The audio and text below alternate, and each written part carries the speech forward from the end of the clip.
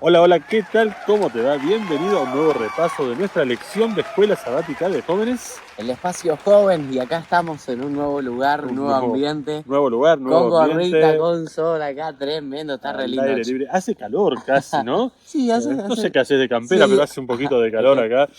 Está lindo, además hay un viento terrible, un viento sonda. Estamos grabando en el momento en que el viento se calmó. se calmó, sí. No sé si decir que es lo que el viento nos dejó o en un momento va a ser lo que el viento se llevó. Pero estamos acá y estamos contentos de poder estar repasando junto con vos una nueva lección de nuestra escuela sabática, una que habla sobre un tema muy interesante. Levítico capítulo 8 habla acerca del sacerdote, habla un poco de cómo era la vida del sacerdote, Tal cual. presenta también un poco lo que el sacerdote tenía que hacer, lo que no tenía que hacer.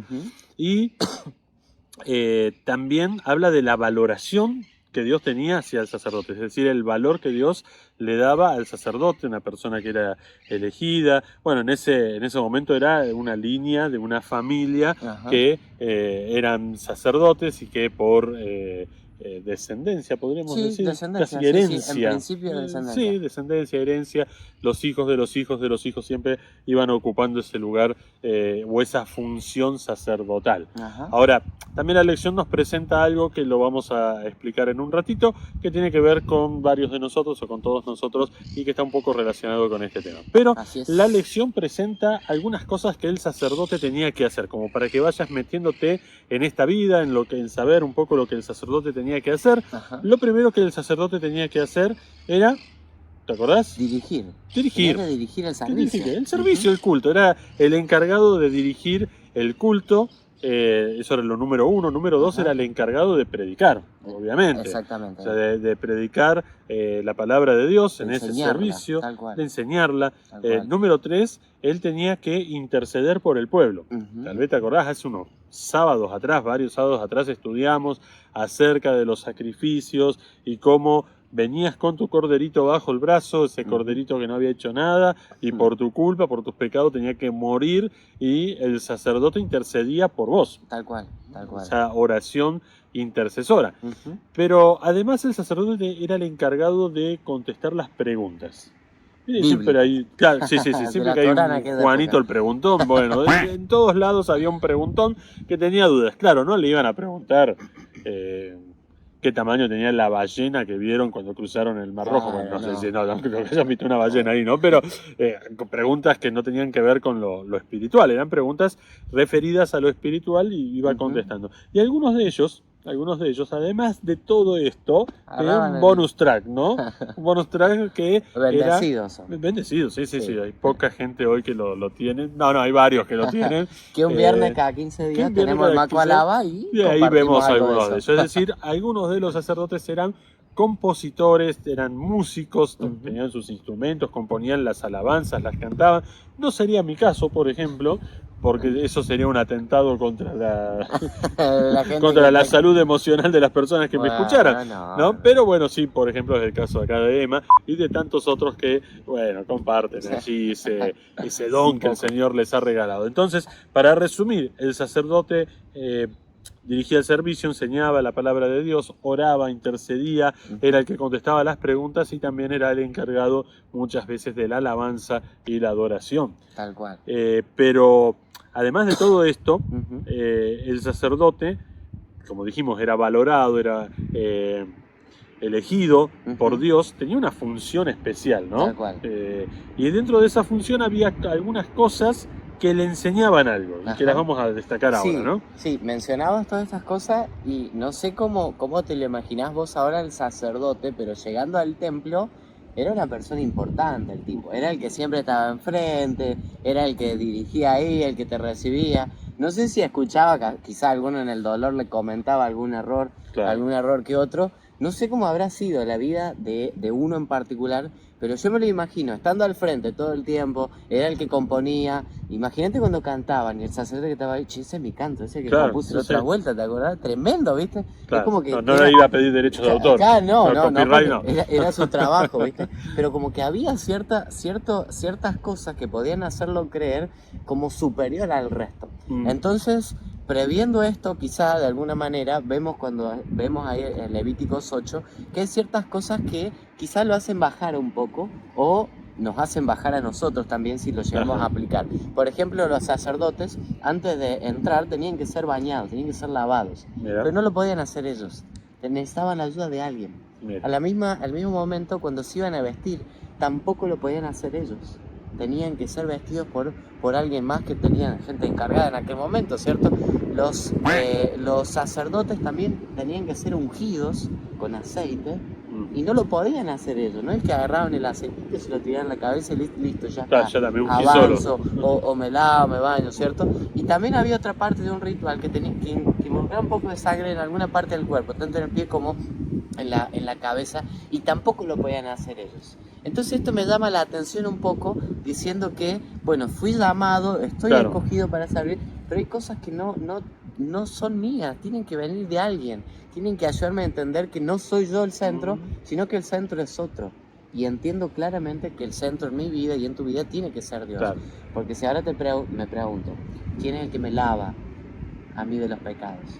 Entiendo que es Cristo, entiendo que es Dios de acuerdo a su palabra. ¿Quién es el que me va a vestir con vestiduras de su gracia? También entiendo que es Cristo y es Dios. ¿Quién es el que va a ungir con su aceite, que es el Espíritu Santo? También entiendo que va a venir de parte de Dios. Y por último, ¿quién es el que me va a salvar con su sangre por medio de sacrificio? También es Dios. Entonces me doy cuenta que puedo tener quizá el mejor trabajo del mundo, ser la persona más importante, sin embargo, siempre el que tiene que ser destacado y tiene que destacarse no soy yo, sino Jesús. Qué bueno, ¿no? Porque nos ayuda a bajarnos. A veces es, a veces como que nos subimos muy alto, o nos autosubimos, o nos suben muchas veces.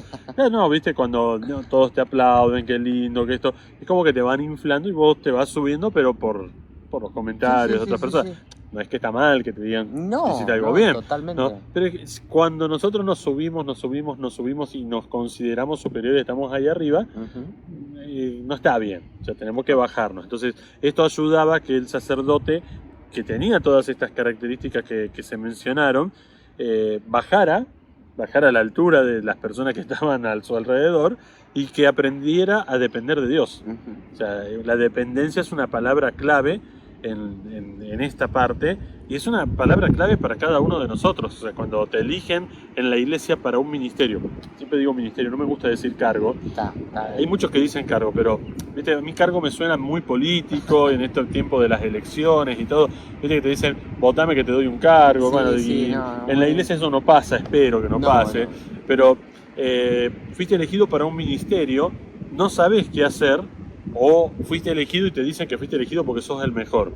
Y si no aprendes a depender de Dios y de entender que el ministerio en la iglesia, así como el sacerdocio, era de parte de Dios, va a llegar un momento que Dios no va a estar a tu lado. Y Dios es en la ecuación lo más importante. O sea, tenemos que entender que Dios está en el medio, que está en nosotros y que debemos depender de Él. Tal cual. Lo más importante... Se levantó bien todo, ¿eh? Se levantó bien, te lo estarán notando. Lo más importante para recordar que, bueno, ese sacerdocio era de aquel pueblo, y uno puede decir, no, pero todo esto de los pastores, todo esto de aquel, todo esto de esto otro, y no. Que lo haga el pastor, para eso le pagan. Para eso le pagan. No, porque somos llamados, como dice Pedro ahí, nosotros somos linaje escogido, nación santa, llamado a este sacerdocio para también ser parte, para también poder servir, para también poder ayudar. Todo este privilegio que tenía el pueblo de los sacerdotes en aquel momento también lo tenemos nosotros. Y por ahí alguno dirá, bueno, pero a mí nadie me llama. No, pero a mí no, porque soy joven, no, porque soy un niño, no, porque tengo cierta edad. Hay que se enoja porque no lo llaman y el que se enoja porque lo llaman. Qué interesante que por ahí cuando Pablo le hablaba a Timoteo está este ejemplo que dice que nadie te tenga en poco por lo que haces, que nadie te tenga en poco por la edad, que nadie te tenga en poco nada, sino que vos mismo, por los medios de los actos que vos demostrás, puedas ser de bendición. Y ahí da una serie de características que me llaman mucho la atención. Sí, dice, sea un ejemplo, habla en palabras, es decir, en lo que hables, en conducta, en fe, en pureza, en fidelidad. Es decir, hay una lista bastante intensa o bastante extensa, pero básicamente que Dios sea el centro de tu vida y que vos seas un ejemplo en todo lo que hagas, en cómo te vistas, en cómo hables, en cómo te conduzcas, que vos puedas ser un ejemplo para los demás. Y queridos chicos, Dios te llama a eso. O sea, Dios, este es un llamado de Dios, no es un invento nuestro que dijimos que vamos a hacer acá que estamos aburridos antes de que nos lleve el viento, no. O sea, es un llamado de Dios, que Dios te ha llamado a ser su sacerdote, su sacerdotisa.